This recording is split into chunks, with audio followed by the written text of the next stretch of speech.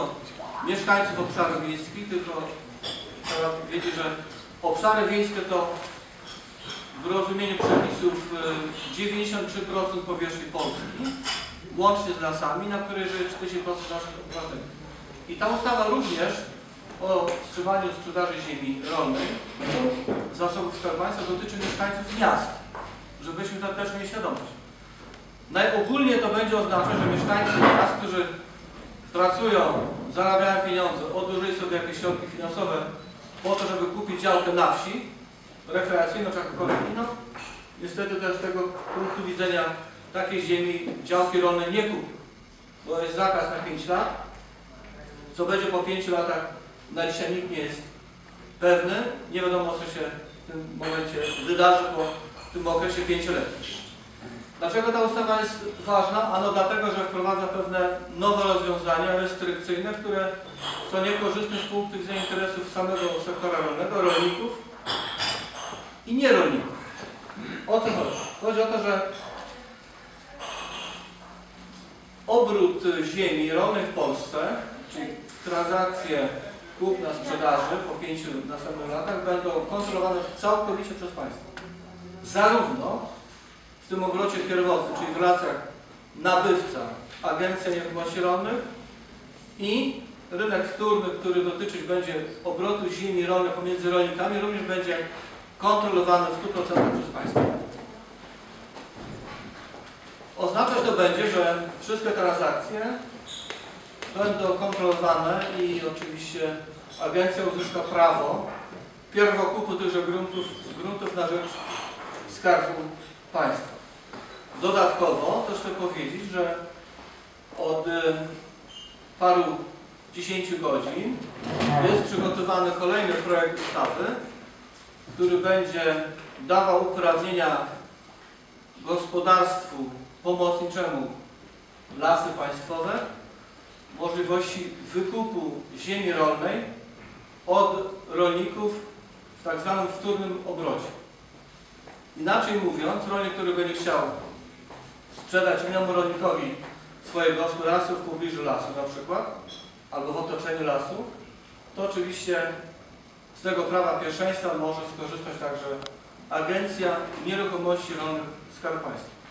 Mieli możliwość wykupu jako spółki, czyli osoby prawne ze Skarbu Państwa 500 hektarów.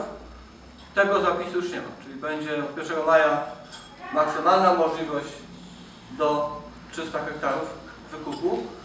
Z tym, że tak jak powiedziałem, i wyłącznie to będzie po 5 latach. Na ten czas od 1 maja przez kolejne 5 lat jest tylko i wyłącznie dzierżawa, bo grunty rolne sprzedawane nie będą. Zabezpieczenia na kredyty są na ziemi i tutaj ceny z ziemi spadną i w związku z tym będą problemy, znaczy no kolejne, ale no myślę, że pytania tutaj jak najbardziej będziemy odpowiadali. Działki, którzy nic nie mówią, działka siedliskowa jest 10 000 metrów, nie 3000. 3000 jest tu u nas, ale w Gdańsku jest 10 000. A ci urzędnicy tam skąd pochodzą? Od pana i od pana. A teraz tu się pytacie, co robić? Jego trzeba pogonić kaczorka.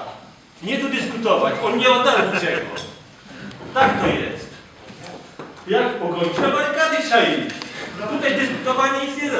Proszę pana, na spokojnie. Ja chcę powiedzieć, że 5 sierpnia ubiegłego roku przygotowaliśmy ustawę, która została przyjęta, która daje możliwości ochrony i ziemi rolnej w Polsce, bo tak naprawdę co jest kluczem i problemem, problemem jest to, że cały czas wmawia się, że przyjdą obcokrajowcy i wykupią polską ziemię. Ja chcę zwrócić uwagę na jeden fakt. Po pierwsze, przez 25 lat osoby fizyczne wykupiły ponad 2000 hektarów ziemi ze Skarbu Państwa zgodnie z ustawą o cudzoziemcach z roku 1920, ta ustawa jest, i te osoby kupiły 2000 hektarów. Natomiast spółki są właścicielem 40 000 hektarów ziemi polskiej z większościowym kapitałem zagranicznym, żeby było jasne. Natomiast spółki z większościowym kapitałem polskim i mniejszościowym kapitałem zagranicznym mają w dzierżawie, uwaga, w dzierżawie około 110 000 hektarów. Jeżeli przeliczymy te wszystkie powierzchnie, to oznaczają one, że łącznie cudzoziemcy bezpośrednio albo w mniejszościowym udziale kapitału mają około 1% gruntów 1,5 miliona hektarów, czyli to jest około, powiedzmy, 8-10%. I taka jest różnica. Co do tego, co zrobić.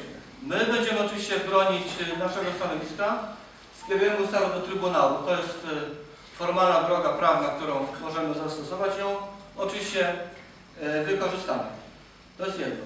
Po drugie, też trzeba rozróżnić szczegółowe przepisy, które wynikają z planowania przestrzennego, które są stosowane w różnych jednostkach samorządu terytorialnego.